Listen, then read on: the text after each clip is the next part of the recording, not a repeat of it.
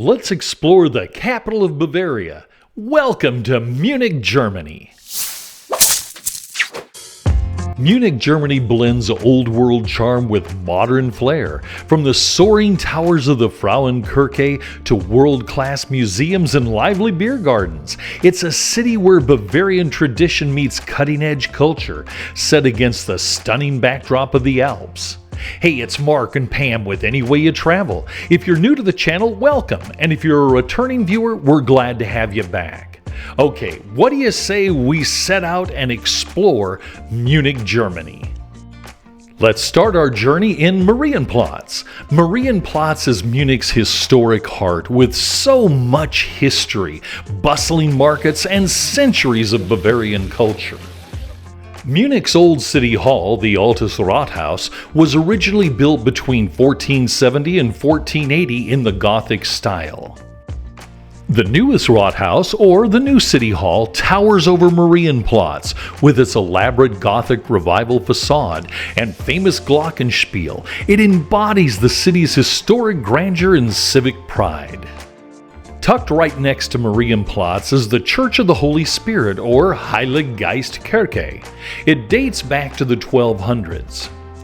It was originally part of a hospital complex that took care of the poor and the sick. Though heavily damaged in World War II, its Baroque and Rococo interiors were added in the 18th century. Today, the church stands as a quiet historical gem, blending Gothic origins with ornate later styles, and offering a peaceful contrast to the market's energy just steps away. You know, it's kind of strange. I was here 42 years ago, and while a lot's changed, most things haven't changed. I mean, when you have a city center that dates back to the 900s, things don't change much. The Hofbräuhaus in Munich is one of the most famous beer halls in the world, with a history that dates back to 1589. It was originally founded by Duke Wilhelm V of Bavaria, who wanted to supply his court with a better quality beer than was available in Munich at the time.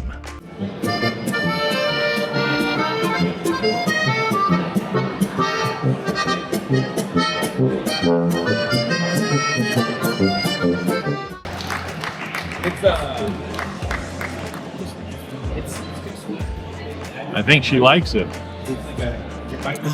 Very good. Yes, it's very good.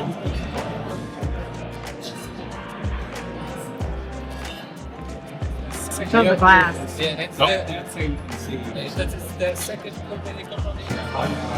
Pam not only discovered she liked the beer, she liked the pretzels too. Prost.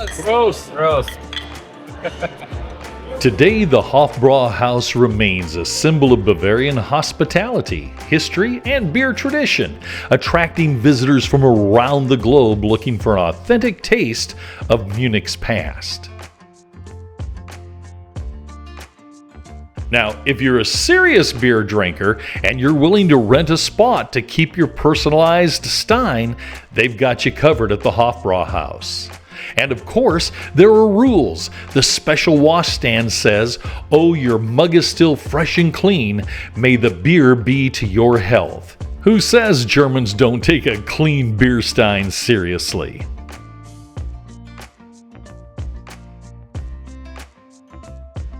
The nice thing about old European city centers is everything's really close. Behind me is the residence. It used to be the home to Bavarian royalty, but now it is a museum, and it is absolutely fantastic. You need to go through it. This was the palace of Bavarian dukes, electors, and kings. With over 130 rooms, it showcases Renaissance, Baroque, Rococo, and Neoclassical styles. Highlights include the stunning antiquarium and royal treasury. Despite World War II damage, it's been beautifully restored and now stands as one of Europe's most impressive palace museums, reflecting centuries of Bavarian power and art.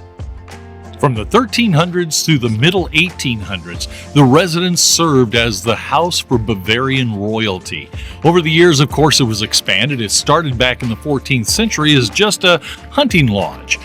But by the middle 1800s, it was one of the most opulent palaces in all of Europe. Unfortunately, we didn't have enough time to go inside, but the sculptures outside are just absolutely stunning. This somewhat inconspicuous entrance is where the royal carriages carrying the king or duke or whomever, along with their family, would enter the palace. But if you were summoned to the palace or received an invitation for a dance, this is where you would enter. It makes quite a statement, doesn't it? And of course, across the roadway is the garden for the palace. You've really got to check the residence out.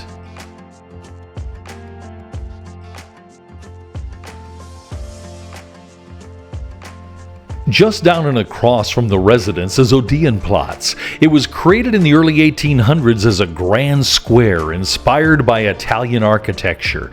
Named after the nearby Odeon Concert Hall, it later became the site for key historical events including Hitler's failed 1923 beer hall putsch, or coup, which landed him in jail for 9 months. Right on Odeonplatz is Theatiner Kirche, or the Theatine Church. It was built in the 1600s by Elector Ferdinand Marie and his wife Henrietta as a thank you to God for the birth of their son. Designed in Italian high Baroque style, it introduced Mediterranean flair to Munich with its bright yellow facade and ornate domes. The church became a model for other Baroque churches in Bavaria. Inside, its white stucco interior contrasts strikingly with its dramatic exterior.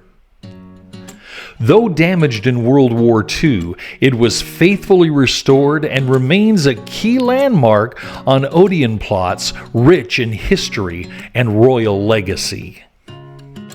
This is King Ludwig I, the King of Bavaria. He's kind of a big deal around these parts. King Ludwig I of Bavaria reigned from 1825 to 1848, and he was popular for his deep commitment to art, culture, and architecture, helping transform Munich into a cultural capital. Ludwig fostered a strong Bavarian identity through art and education. Our next stop is a church with a devilish story to tell. The Frauenkirche, or Cathedral of Our Dear Lady, is Munich's iconic landmark, known for its twin-domed towers that define the city's skyline. But inside the front door is the legendary Devil's Footprint. The legend has it that the devil didn't want the church built, so the devil made a deal with the builder. If he'd build the church with no windows, Satan would allow the church to be built. So when you stand on the footprint, you can't see any windows. The Frauenkirche was built in just 20 years, from 1468 to 1488, and it's a masterpiece of late Gothic architecture. Inside it holds royal tombs and beautiful pieces of art. Though badly damaged during World War II, it was carefully restored and remains the seat of the Archbishop of Munich. Today, the Frauenkirche stands as a powerful symbol of Munich's history, faith, and resilience.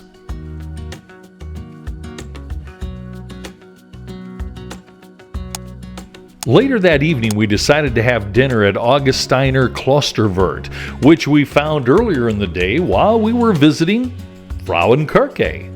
The name of the restaurant, when translated, basically means Augustinian monastery host, which is fitting because the restaurant was founded on the very grounds of the old Augustinian monastery that opened in 1328. The monastery's brewery served not only the monastic community, but also local Bavarians.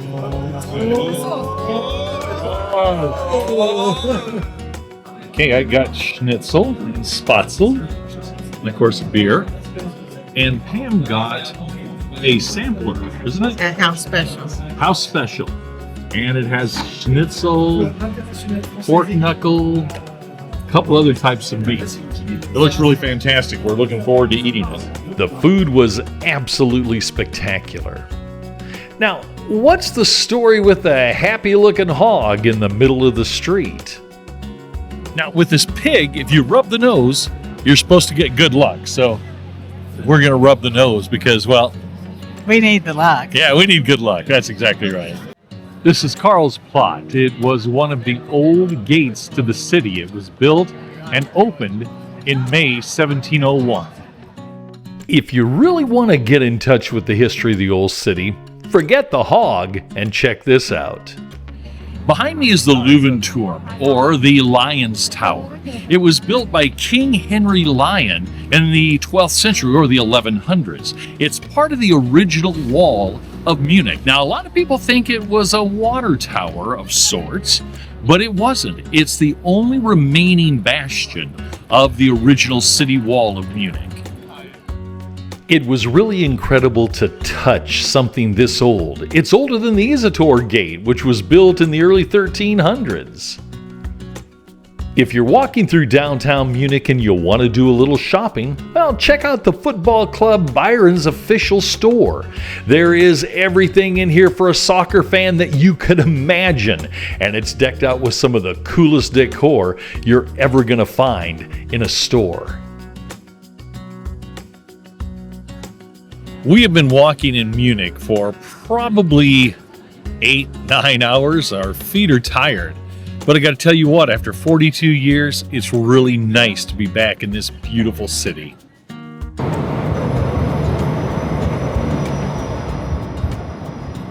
Hey guys, if your wife wants to do some shopping, there's some great stores here. For instance, Tiffany & Company or Prada.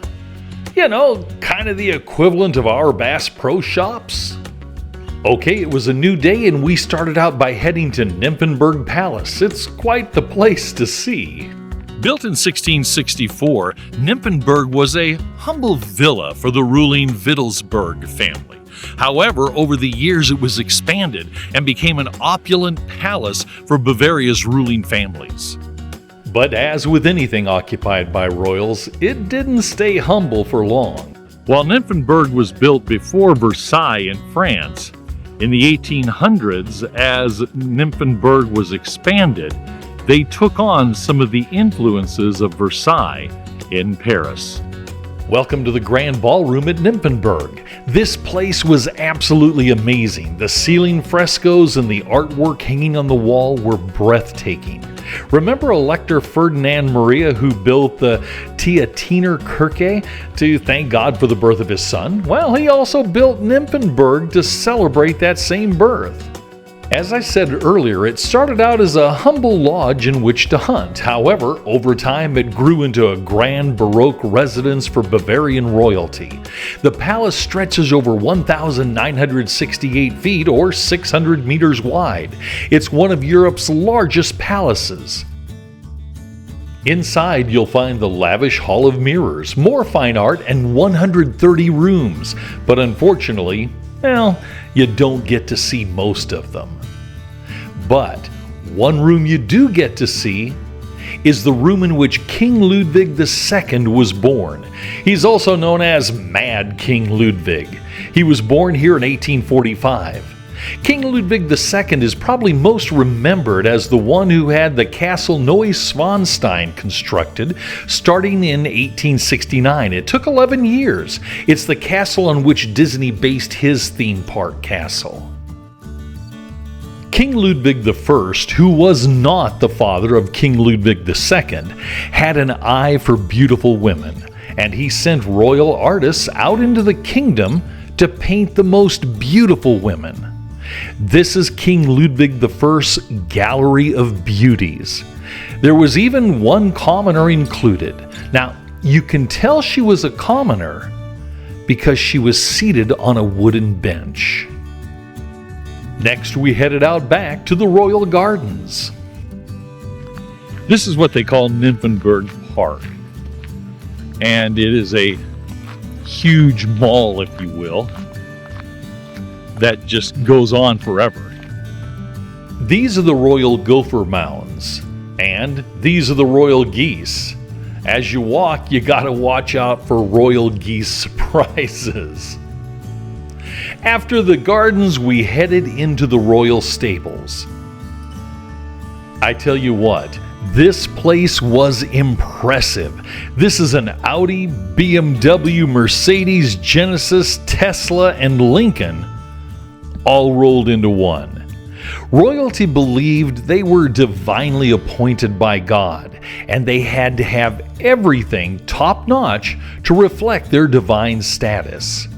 King Ludwig II was a true believer in being God's divine ruler, and he took it to the nth degree in designing his mode of transportation.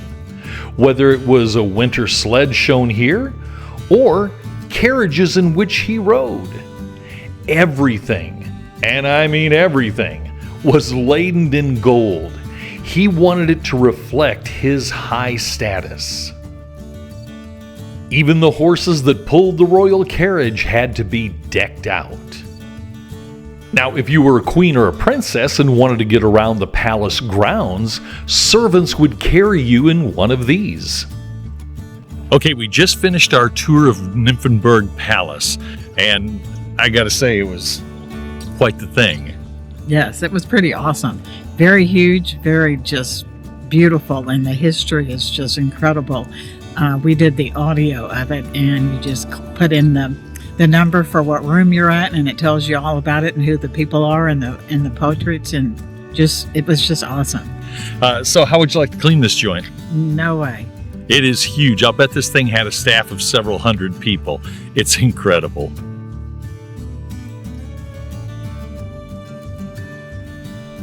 The Olympic Village in Munich was constructed for the 1972 Summer Olympics as part of a bold modernization project showcasing post-war West Germany's architectural and cultural renewal. Built between 1968 and 1972, the village took about 4 years to complete and was designed with a focus on openness and integration with the surrounding landscape. The complex included housing for over 11,000 athletes, along with dining, medical, and training facilities. For its time, the architecture was amazing. The roof was made of a plexiglass-type material. The Space Needle at Munich's Olympic Park, officially called the Olympic Tower, was completed in 1968, 4 years before the '72 Summer Olympics. Standing 954 feet or 291 meters tall, it was built as a television broadcasting tower, but quickly became a landmark with incredible views of Munich and the Alps from the observation deck. The 1972 Olympics were special in that it was the first time since 1936 that Germany was allowed to host the games, because that's post-World War II. But the '72 Olympics is also remembered for a very sad chapter, and that is when 9 terrorists with the group Black September, which was a Palestinian-related terror group, dressed like athletes, stole the keys to the Israeli athletes' sleeping quarters and got in. And there they killed 2 Israeli athletes and took 9 hostages. Well, during a botched rescue mission, the other 9 Israeli athletes were killed. After the Olympics, the site was converted into residential apartments and student housing, and today it remains a place of remembrance and a vibrant urban neighborhood with a unique modernist flair.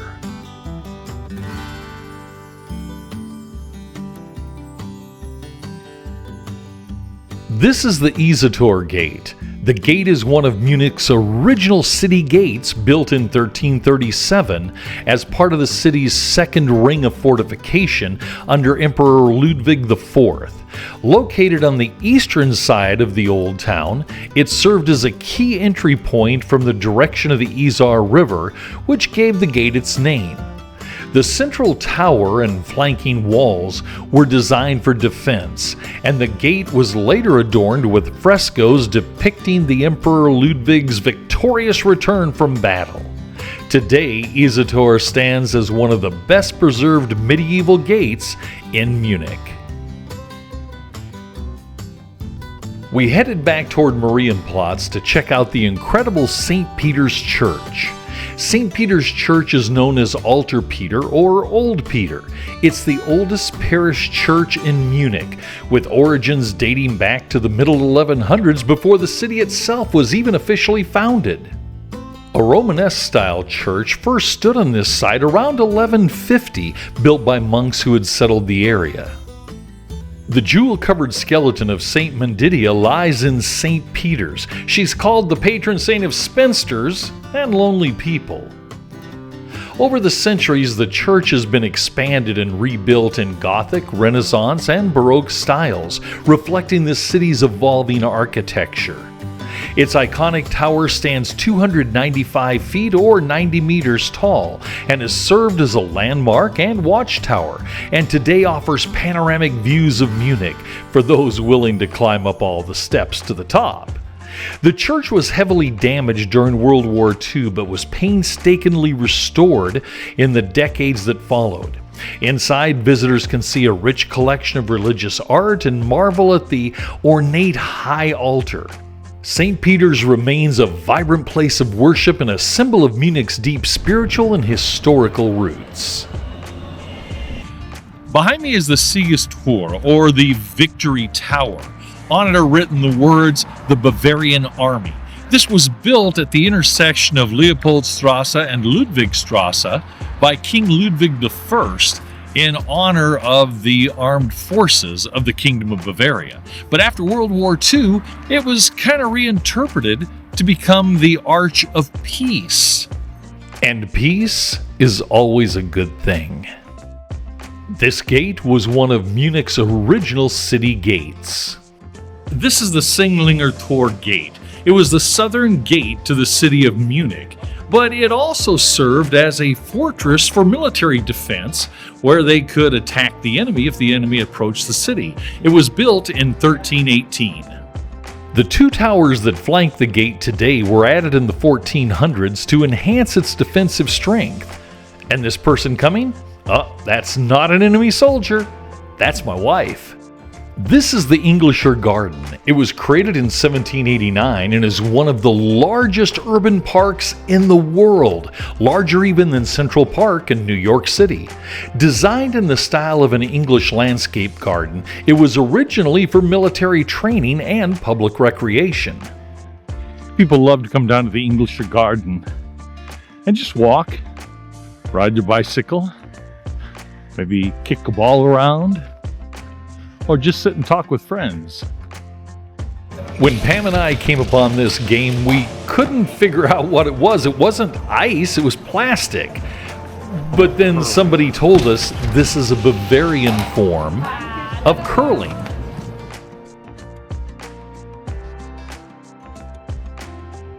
This is what is known as the Chinese beer garden.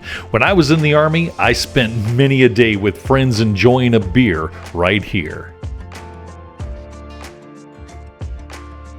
Okay, we came to the Englisher Garden and we got a little hungry, so we got ourselves some chili con queso. Con carne. Something. Ham knows it better than I do. Chili con carne. But it's really, really good. There's nothing Germans love more, whether you're young or old, than to take a walk on a beautiful weekend. This guy said I could film him playing as long as I left him a tip. This is the Monopteros. It's a small Greek-style temple in the Englisher Garden, built in 1836 on top of an artificial hill. It was added as part of the garden's transformation into a more romantic, picturesque landscape. Made of marble and sandstone, it offers panoramic views of the park and Munich skyline. It symbolizes the blend of natural beauty and classical architecture that defines the Englisher Garden and remains a favorite spot for both locals and visitors.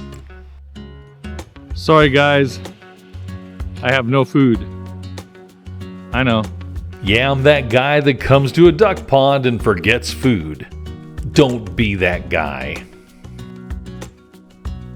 Today, the Englisher Garten is a beloved green space featuring meadows, woodlands, beer gardens, and even a spot to river surf on the Eisbach.